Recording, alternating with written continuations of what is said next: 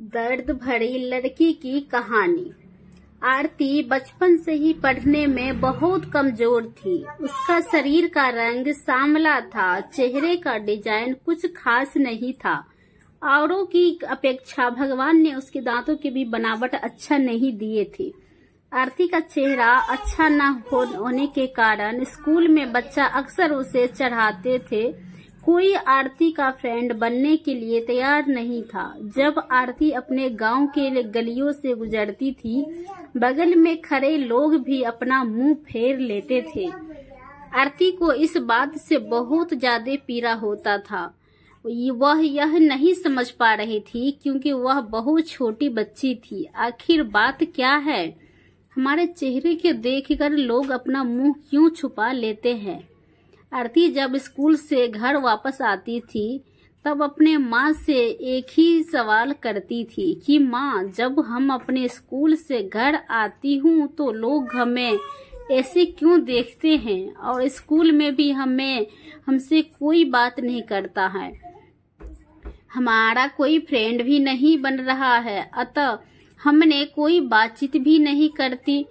इतना बात सुनकर आरती की माँ की आंख में आंसू आ गया। वह फपक फपक कर रोने लगी, लेकिन अपनी बिटिया को यह नहीं समझा पा रही थी कि तुमसे लोग इतना घृणा क्यों करते हैं। माँ आरती से बहुत ज्यादा प्यार करती थी। गली मोहल्ले में आरती को मनहूस जब लोग बोला करते थे, आरती की माँ कड़ी शब्दों में जवाब दे देती थी। आरती के माँ को अपने कलेजे के टुकड़े को हर वक्त अपने साथ में रखती थी और जो भी उसे बोलता था कि उसके बदले में जवाब देती थी। आरती धीरे धीरे अपनी पूरी उम्र जीने की एक आदत बना ली थी और जो लोग बोल रहे थे उसके पीछे कुछ और सुनने के लिए तैयार नहीं रहती थी। बस अपने काम से मतलब रखती थी, पढ़ाई करती थी और वापस घर लौट जाती थी। धीरे धीरे आरती बड़ी होती चली गई। अब उसका उम्र शादी करने लायक हो गया था। अब उसके पापा लड़का खोजने के लिए एक गांव से दूसरे गांव में जाने लगे, लेकिन जो भी लड़का वाला आरती को देखने के लिए आता था वह बिना पसंद किए ही लौट जाता था। ऐसे बहुत बार हुआ। अब बहुत दिक्कत होने लगा आरती को शादी करने में। आरती के पापा भी अब थक चुके थे। लड़का खोजते खोजते ऐसा कोई गांव नहीं था जिस गांव में आरती के पिता लड़का खोजने के लिए नहीं गए थे।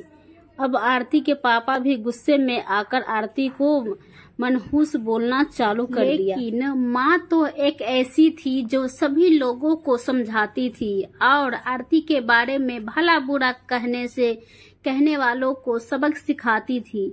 भगवान ने भी आरती के साथ बहुत ही क्रूरता मजाक किए थे। शरीर के बनावट ऐसे बना दिए थे जिसे देखकर कोई भी लड़का वाला पसंद ही नहीं करता था। आरती भी इस बात को लेकर चिंता कर रही थी कि पापा हमारे लिए इतना दूर दूर तक जाती हैं लड़का देखने के लिए, लेकिन हमने कोई भी लड़का पसंद नहीं करता है। आरती अपने कामों में ज्यादा व्यस्त रहती थी। वह खाना बनाने में बहुत ज्यादा समय देती थी। आरती की खाना बनाने में बहुत ज्यादा मजा आता था। आरती ने बहुत सारे खाना बनाने की रेसिपी के बारे में जानकारी हासिल कर ली थी। इसके लिए उन्होंने किताबें, रेडियो, टीवी चैनल पर वीडियो देख ली थी। आरती के द्वारा बनाया गया खाना बहुत स्वादिष्ट और टेस्टी होता था। आरती की तारीफ उसके चेहरे से कोई नहीं करता था, लेकिन उसकी खाना बनाने का जो तरीका था, उनके खाने में जो स्वादिष्ट था, उसे हर कोई तारीफ करता था। खाना बनाने में आरती के जितने भी आजू बाजू औरतें भी उन सभी औरतें में बहुत ज्यादा फेमस हो गई थी।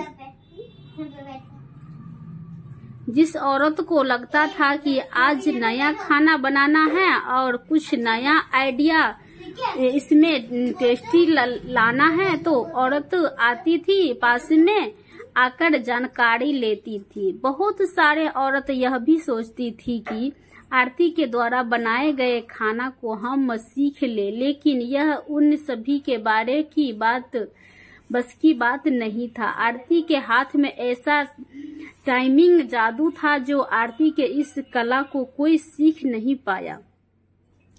आरती का जीवन और उसका लाइफ चक्र उतार चढ़ाव में कटता रहता था। माता पिता और रिश्तेदार बहुत कोशिश कर रहे थे कि आरती की कहीं न कहीं शादी हो जाए।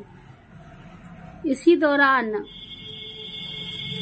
बहुत कोशिश के बाद माँ पापा ने एक लड़का वाले को मना लिया था। वो सब आरती को देखने के लिए घर पर आने वाला था। आरती को इस बात की खबर लग जाती है कि हमारी शादी होने वाला है। आरती दुखी हो जाती है और गुस्सा करने लगती है और आरती रोती हुई कहने लगती है कि आप सब इतना सारे लड़के वाले को देखने के लिए बुलाते हो, लेकिन कोई हमें पसंद नहीं करता और जो भी आता है हमारी मजाक बनाकर चला जाता है। आप सबकी बदनामी होती है। गांव समाज का बोलता है कि लड़का वाला देखने आया था और आरती को पसंद नहीं किया। गांव वाले भी कहते हैं कि पता नहीं उसके मम्मी पापा कैसे उसको जन्म दिए हैं। इस मनहूस को कि कहीं शादी ठीक ही नहीं हो रहा है। आरती के माँ ने आरती को समझाई कि शादी में अक्सर ऐसा ही होते रहता है। हर कोई किसी को पसंद नहीं होता है। जिसे तुम पसंद आ जाओगी तो तुमसे जरूर शादी कर लेगा। तुम अपना ख्याल रखो, तुम अपने आप पर ध्यान दो। कौन तुम्हें पसंद करेगा या नहीं करेगा यह तुम उन पर छोड़ दो। अगले दिन लड़का वाले आरती को देखने वाले थे, लेकिन आरती उसी दिन सुबह में ही सज सवर कर कहीं निकल गई थी। लड़का वाले घर पर आते हैं, लेकिन मम्मी पापा को नहीं पता था कि आरती कहाँ गई है। जब लड़की देखने का बारे आता है तो आरती घर में नहीं थी। लड़का वाले इस पर गुस्सा हो जाते हैं और पूरा खरी खोटी सुनाते हैं आरती के मम्मी पापा को। वैसे भी पापा आरती पर बहुत ज्यादा गुस्सा करते थे, लेकिन उस दिन की हरकत से आरती के पापा के ऊपर खून सवार हो गया था। आरती ने अपने पापा को गुस्से में पागल कर दिया था। उस दिन आरती को पापा ने उसके मम्मी पर सारा गुस्सा उतार दिए। आरती के पापा ने उसके मम्मी को बहुत भला बुरा कहे कि यह सब तुम्हारी सिर पर चढ़ने का नतीजा है। तुम्हारे ही वजह से आज आरती ऐसा हरकत कर रही है। अब शाम का वक्त होने वाला था। आरती घर को लौट चुकी थी। आरती के चेहरे पर बहुत ज्यादा खुशी था और उसके हाथ में एक चेक था। आरती कोई एक सर्टिफिकेशन लेकर आई थी। आरती ने अपनी उपलब्धि के बारे में अपनी मम्मी से कुछ बोलने वाली थी कि इसी बीच आरती के मम्मी ने उसको खरी खोटी सुनाना शुरू कर दिया। उसकी मम्मी ने आरती को इतना खरी खोटी सुनाई कि आरती सपना में भी यही नहीं सोच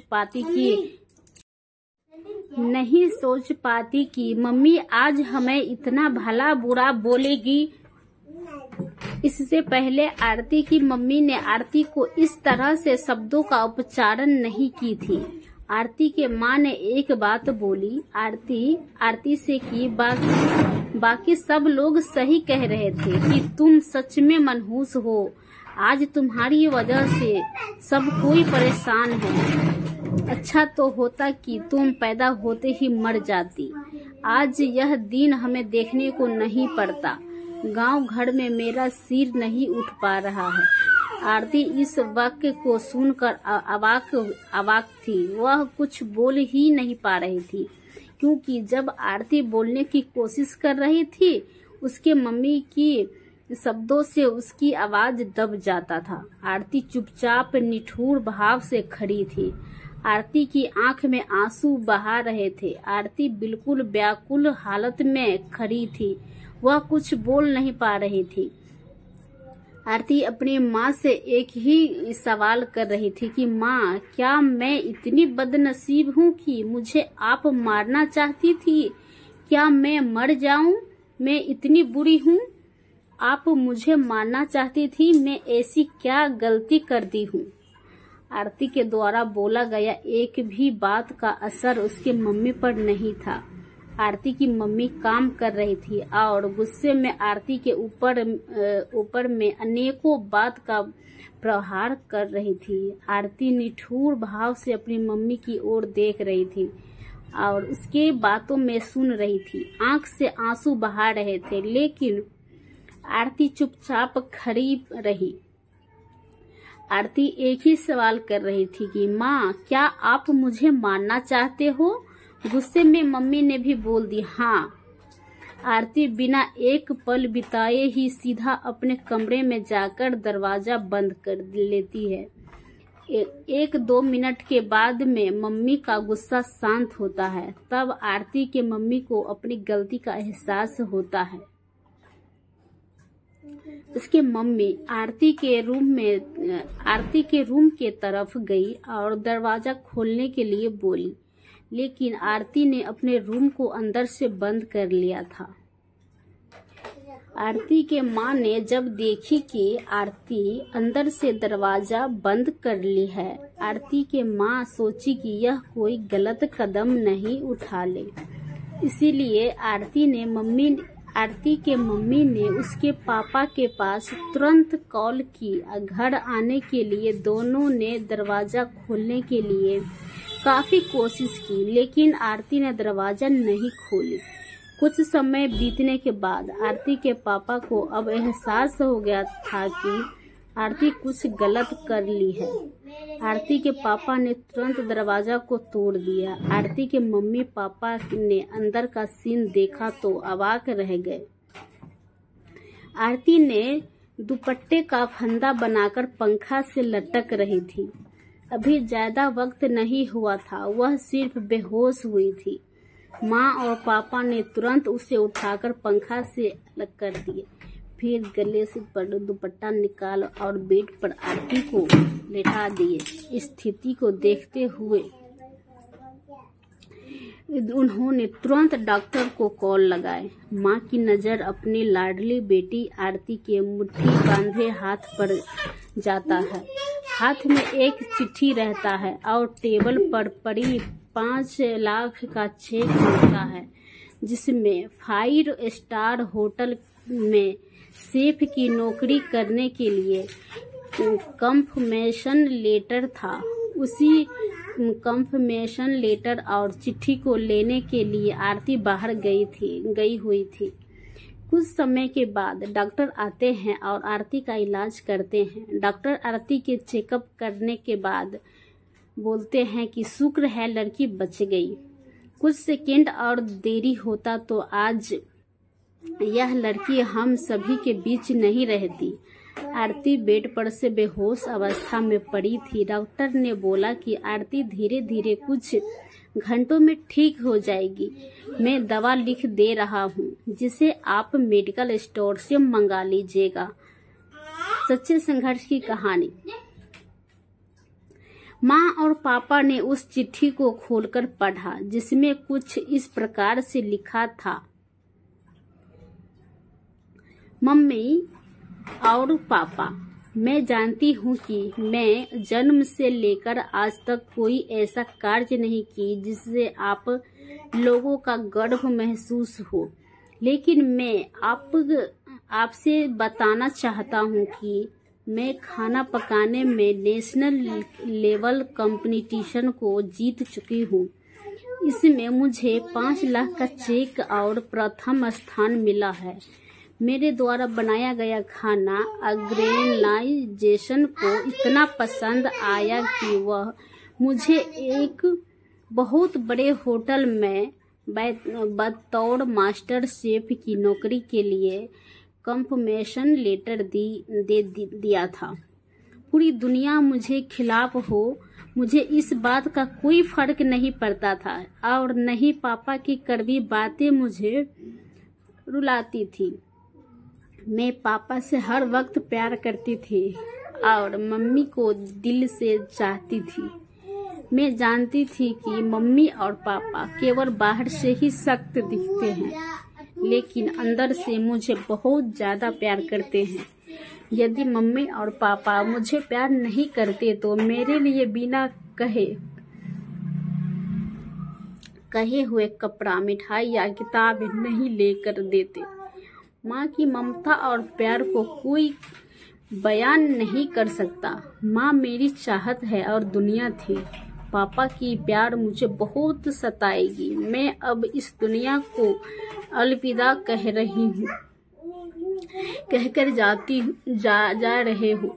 मेरी माँ मेरे पापा इस दुनिया के सबसे खूबसूरत है। मैं जानती हूँ कि आपने कभी न कभी भगवान से प्रार्थना जरूर किए होंगे कि अगले जन्म में मेरे को ऐसे ही औलाद मत दीजिएगा। लेकिन मैं भी भगवान से प्रार्थना करती थी कि अगले जन्म में क्या 7 जन्मों तक मुझे आप जैसे ही मम्मी पापा मिले, और आज यही प्रार्थना कर रही हूँ। मैं उस भगवान के पास जा रही हूँ जिसे आप लोग बहुत पहले वहाँ पर भेजना चाहते थे। चिट्ठी में बहुत सारे इमोशनल बातें लिखी गई थी, जिसे पढ़कर आरती के मम्मी पापा की पांव तले जमीन खिसक जा गए थे। आरती के मम्मी पापा बहुत पछतावा कर रहे थे और उसके आंख से आंसू बहुत ज्यादा गिर रहे थे। आरती बेड पर भीड़ पड़ी थी। उसकी माँ ने उसके सिर पर हाथ फेर कर रो रही थी। पिता को बर्दाश्त नहीं हो रहा था। वह भी आरती के लिए जोर जोर से चिल्लाकर रोने लगे। आज के इस कहानी से हमें यही शिक्षा मिलता है कि हमें कभी भी दूसरे के बारे में गलत कमेंट नहीं करना चाहिए। भगवान जो भी उस व्यक्ति को दिए हैं वह कुछ सोच समझ कर ही दिए होंगे। इसीलिए दूसरे चाहे कुछ भी हो, लेकिन दूसरे का दिल नहीं दुखाना चाहिए। भगवान हर इंसान के अंदर कुछ न कुछ ऐसा बनाकर भेजे हैं कि जो किसी के पास नहीं है। तो सबके अंदर टैलेंट है, सबके अंदर हुनर है, इसलिए दिल दुखाना नहीं चाहिए। फ्रेंड, अगर इस वीडियो से कुछ सीख मिला हो तो चैनल को जरूर सब्सक्राइब कर दीजिएगा और वीडियो को लाइक कर दीजिएगा। एक कमेंट जरूर लिखिएगा कि आपको ये कहानी कैसा लगा। तो चलिए मिलते हैं एक अच्छे नए वीडियो के साथ नेक्स्ट वीडियो में। चैनल को कर लीजिए सब्सक्राइब। धन्यवाद मेरा वीडियो देखने के लिए।